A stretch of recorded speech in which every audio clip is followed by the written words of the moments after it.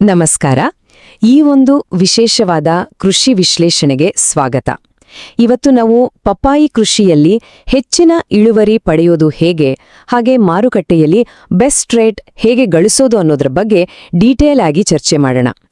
ಯಾವುದೇ ಕಟ್ಟುಕತೆಗಳಿಲ್ಲದೆ ಕೇವಲ ವೈಜ್ಞಾನಿಕವಾಗಿ ದೃಢಪಟ್ಟಿರುವ ಹೆಚ್ಚಿನ ಇಳುವರಿ ನೀಡುವ ಪಪ್ಪಾಯಿ ಕೃಷಿ ವಿಧಾನಗಳನ್ನು ನಾವಿಲ್ಲಿ ನೋಡಲಿದ್ದೇವೆ. ಬನ್ನಿ ಶುರು ಮಾಡೋಣ. ಓಕೆ, ಈಗ ನೇರವಾಗಿ ವಿಷಯಕ್ಕೆ ಬರೋಣ. ಪಪ್ಪಾಯಿ ಬೆಳೆಯುವಾಗ ನಮ್ಗೆಲ್ಲರಿಗೂ ಅತಿ ಹೆಚ್ಚು ಇಳುವರಿ ತೆಗಿಬೇಕು ಅನ್ನೋ ಗುರಿ ಖಂಡಿತ ಇದ್ದೇ ಇರುತ್ತೆ, ಹೌದಲ್ವಾ? ಯಾಕಂದ್ರೆ ಹೆಚ್ಚಿನ ಇಳುವರಿ ಅಂದ್ರೇನೆ ಹೆಚ್ಚಿನ ಲಾಭ. ಆದ್ರೆ ಕೇವಲ ಆಸೆ ಇದ್ರೆ ಸಾಲ್ ನೋಡಿ. ಅದಕ್ಕೆ ತಕ್ಕ ಹಾಗೆ ಸರಿಯಾದ ಮತ್ತು ನಿಖರವಾದ ಕೃಷಿ ವಿಧಾನಗಳನ್ನು ಅಳವಡಿಸ್ಕೊಂಡ್ರೆ ಮಾತ್ರ ನಾವು ಅಂಡ್ಕೊಂಡ ಗುರಿ ಮುಟ್ಟೋಕೆ ಸಾಧ್ಯ. ಆದ್ರೆ ಗ್ರೌಂಡ್ ರಿಯಾಲಿಟಿಯಲ್ಲಿ ಆಗ್ತಿರೋದೇನು? ನಾವೆಲ್ಲರೂ ಸಾಮಾನ್ಯವಾಗಿ ಮಾಡೋ ಕೆಲವು ಸಣ್ಣ ಪುಟ್ಟ ತಪ್ಪುಗಳನ್ನ ಇಲ್ಲಿ ನೋಡ್ಬೋದು. ಗಿಡಗಳನ್ನ ತಪ್ಪಾದ ಅಂತರದಲ್ಲಿ ನೆಡೋದು, ಸರಿಯಿಲ್ಲದ ದುರ್ಬಲ ಸಸಿಗಳನ್ನ ಆಯ್ಕೆ ಮಾಡೋದು, ಅಥವಾ ನೀರು ಸರಾಗವಾಗಿ ಹರಿದು ಹೋಗೋಕ್ಕೆ ಸರಿಯಾದ ದಾರಿ ಮಾಡ್ದಿರೋದು. ಈ ತರಹದ ಸಣ್ಣ ನಿರ್ಲಕ್ಷ್ಯದಿಂದ ಏನಾಗುತ್ತೆ ಗೊತ್ತಾ? ಗಿಡಗಳಿಗೆ ಭೀಕರವಾದ ರೂಟ್ ರಾಟ್ ಅಂದ್ರೆ ಬೇರು ಕೊಳೆ ರೋಗ ಬರುತ್ತೆ. ಜೊತೆಗೆ ಇಳುವರಿ ಸಂಪೂರ್ಣವಾಗಿ ಕುಸಿದು ಹೋಗುತ್ತೆ. ಇದು ಕೊನೆಗೆ ದೊಡ್ಡ ಆರ್ಥಿಕ ನಷ್ಟಕ್ಕೆ ದಾರಿ ಮಾಡಿಕೊಡುತ್ತೆ.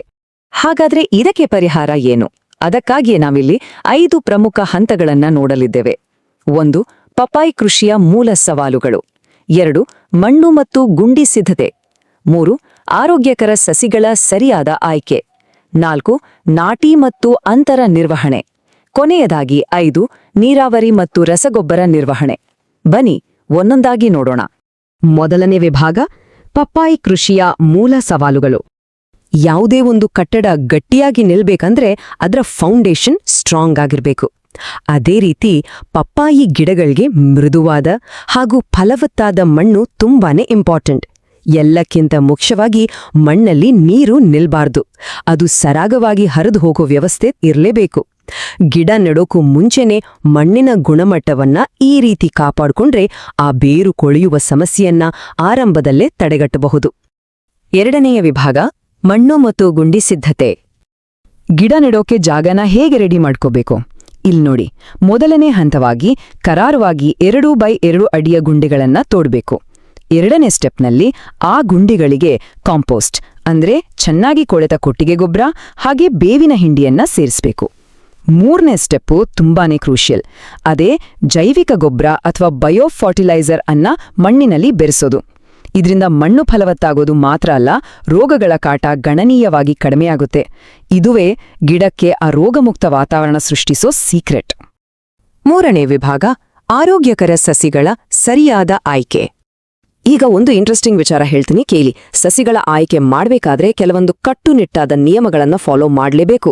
ನಾವು ಆರಿಸೋ ಸಸಿಗಳು ಕಡು ಹಸಿರು ಬಣ್ಣದಲ್ಲಿರಬೇಕು, 100ಕ್ಕೆ 100ರಷ್ಟು ರೋಗ ಮುಕ್ತವಾಗಿರಬೇಕು ಮತ್ತು ಎಕ್ಸಾಕ್ಟ್ ಆಗಿ 30ರಿಂದ 40 ದಿನಗಳ ವಯಸ್ಸಿನದ್ದೇ ಆಗಿರಬೇಕು. ಈ ಕ್ವಾಲಿಟಿ ವಿಚಾರದಲ್ಲಿ ಮಾತ್ರ ಯಾವುದೇ ಕಾರಣಕ್ಕೂ ಕಾಂಪ್ರಮೈಸ್ ಆಗೋ ಹಾಗೆ ಇಲ್ಲ. ನಾಲ್ಕನೇ ವಿಭಾಗ, ನಾಟಿ ಮತ್ತು ಅಂತರ ನಿರ್ವಹಣೆ. ನಾಟಿ ಮಾಡುವಾಗ ಗಿಡದ ಬೇರುಗಳಿಗೆ ಸ್ವಲ್ಪವೂ ಡ್ಯಾಮೇಜ್ ಆಗದ ಹಾಗೆ ಎಚ್ಚರಿಕೆ ವಹಿಸಿ. ಹಾಗೆ ಈ ಅಂತರದ ನಿಯಮಗಳನ್ನ ದಯವಿಟ್ಟು ನೋಡಿ. ಗಿಡದಿಂದ ಗಿಡಕ್ಕೆ 6ರಿಂದ 8 ಅಡಿ ಗ್ಯಾಪ್ ಇರಬೇಕು ಮತ್ತು ಸಾಲಿನಿಂದ ಸಾಲಿಗೆ ಕೂಡ 6ರಿಂದ 8 ಅಡಿ ಅಂತರವನ್ನ ಮೇಂಟೈನ್ ಮಾಡಲೇಬೇಕು. ಈ ರೀತಿ ನಿಖರವಾದ ಅಂತರ ಕೊಟ್ರೆ ಏನಾಗುತ್ತೆ? ಗಿಡಗಳಿಗೆ ಧಾರಾಳವಾಗಿ ಸೂರ್ಯನ ಬೆಳಕು ಸಿಗುತ್ತೆ, ಜೊತೆಗೆ ಗಾಳಿ ಆಡುವಿಕೆ ಹೆಚ್ಚಾಗುತ್ತೆ. ಈ ನ್ಯಾಚುರಲ್ ವಾತಾವರಣನೇ ರೋಗಗಳನ್ನ ಆಟೋಮ್ಯಾಟಿಕ್ ಆಗಿ ಕಡಿಮೆ ಮಾಡುತ್ತೆ. 5ನೇ ವಿಭಾಗ, ನೀರಾವರಿ ಮತ್ತು ರಸಗೊಬ್ಬರ ನಿರ್ವಹಣೆ. ಗಿಡ ನೆಟ್ಟ ತಕ್ಷಣ ಹಗುರವಾಗಿ ಸ್ವಲ್ಪ ನೀರು ಕೊಡಬೇಕು. ಆದ್ರೆ ನೆನ್ಪಿರ್ಲಿ, ಅತಿಯಾಗಿ ನೀರು ಹಾಕ್ಲೇಬಾರ್ದು. ಮುಂದಿನ ಹಂತದಲ್ಲಿ ನೀರಾವರಿ ವ್ಯವಸ್ಥೆ ಹೇಗಿರಬೇಕು? ಹನಿ ನೀರಾವರಿ ಅಂದ್ರೆ ಡ್ರಿಪ್ ಇರಿಗೇಷನ್ ಬಳಸೋದು ಅತ್ಯುತ್ತಮ. ಇದರಿಂದ ನೀರು ಉಳಿತಾಯ ಆಗತ್ತೆ, ಗಿಡಗಳು ಕೂಡ ಹೆಲ್ದಿಯಾಗಿ ಬೆಳೀತವೆ. ಇದರ ಜೊತೆಗೆ ಮಲ್ಚಿಂಗ್ ಮಾಡೋದ್ರಿಂದ 2 ದೊಡ್ಡ ಲಾಭಗಳಿವೆ. ಒಂದು, ಮಣ್ಣಿನಲ್ಲಿ ತೇವಾಂಶ ಹಾಗೆ ಉಳಿಯುತ್ತೆ. ಮತ್ತೊಂದು, ಆ ಕಳೆಗಳ ಹಾವಳಿ ಸಂಪೂರ್ಣವಾಗಿ ಕಂಟ್ರೋಲ್ಗೆ ಬರುತ್ತೆ. ಬೆಸ್ಟ್ ಮ್ಯಾನೇಜ್ಮೆಂಟ್ ಅಂದ್ರೆ ಇದೆ ಅಲ್ವಾ? ಗಿಡಗಳು ಹೂಬಿಡುವ ಹಂತಕ್ಕೆ ಬಂದಾಗ ಅವುಗಳಿಗೆ ಪೋಷಕಾಂಶಗಳ ಅವಶ್ಯಕತೆ ತುಂಬಾನೇ ಇರುತ್ತೆ. ಈ ಟೈಮಲ್ಲಿ ಸಾವಯವ ಟಾನಿಕ್ ಅಥವಾ ಸಮತೋಲಿತ ರಸಗೊಬ್ಬರವನ್ನ ಕೊಡಬೇಕು. ಮತ್ತೊಂದು ಅತಿದೊಡ್ಡ ವಾರ್ನಿಂಗ್ ಏನಪ್ಪಾ ಅಂದ್ರೆ, ಜಮೀನಿನಲ್ಲಿ ಯಾವುದೇ ಕಾರಣಕ್ಕೂ ನೀರು ನಿಲ್ಲಲು ಬಿಡ್ಲೇಬಾರ್ದು. ಒಂದು ವೇಳೆ ವಾಟರ್ ಸ್ಟ್ಯಾಗ್ನೇಷನ್ ಆದ್ರೆ ಇಡೀ ಬೆಳೆನೇ ನಾಶ ಆಗುವಂಥ ದೊಡ್ಡ ಅಪಾಯ ಇರುತ್ತೆ. ಈ ಎಲ್ಲಾ ವೈಜ್ಞಾನಿಕ ಹಂತಗಳನ್ನ ನಾವು ಕರೆಕ್ಟಾಗಿ ಫಾಲೋ ಮಾಡಿದ್ರೆ ಕೇವಲ ಕೆಲವೇ ತಿಂಗಳುಗಳಲ್ಲಿ ಸಿಗೋ ರಿಸಲ್ಟ್ಸ್ ಮಾತ್ರ ಅದ್ಭುತವಾಗಿರುತ್ತೆ. ಒಮ್ಮೆ ಯೋಚನೆ ಮಾಡಿ ನೋಡಿ, ಬಲಿಷ್ಠವಾದ ಗಿಡಗಳು, ಮರತುಂಬಾ ದೊಡ್ಡದಾದ ಹಾಗೂ ಆರೋಗ್ಯಕರವಾದ ಪಪ್ಪಾಯಿ ಹಣ್ಣುಗಳು ಮತ್ತು ಈ ಪ್ರೀಮಿಯಂ ಕ್ವಾಲಿಟಿ ಹಣ್ಣುಗಳಿಗೆ ಮಾರುಕಟ್ಟೆಯಲ್ಲಿ ಸಿಗೋ ಹೈಯೆಸ್ಟ್ ರೇಟ್. ನಿಜವಾದ ಯಶಸ್ಸು ಅಂದ್ರೆ ಇದೇ ಅಲ್ವಾ?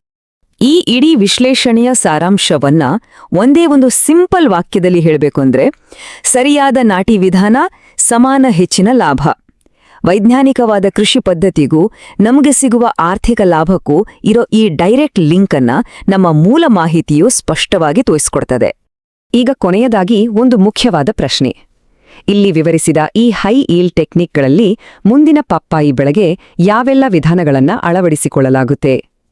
ಈ ಒಂದು ಪ್ರಶ್ನೆಯೊಂದಿಗೆ ಇಂದಿನ ಈ ವಿಶ್ಲೇಷಣೆಯನ್ನ ಮುಗಿಸೋಣ. ಈ ಮಾಹಿತಿಯು ಉತ್ತಮ ಕೃಷಿಗೆ ಹಾಗೂ ಭರ್ಜರಿ ಲಾಭ ಗಳಿಸಲು ಒಂದು ಸ್ಫೂರ್ತಿಯಾಗಲಿ. ನಮಸ್ಕಾರ.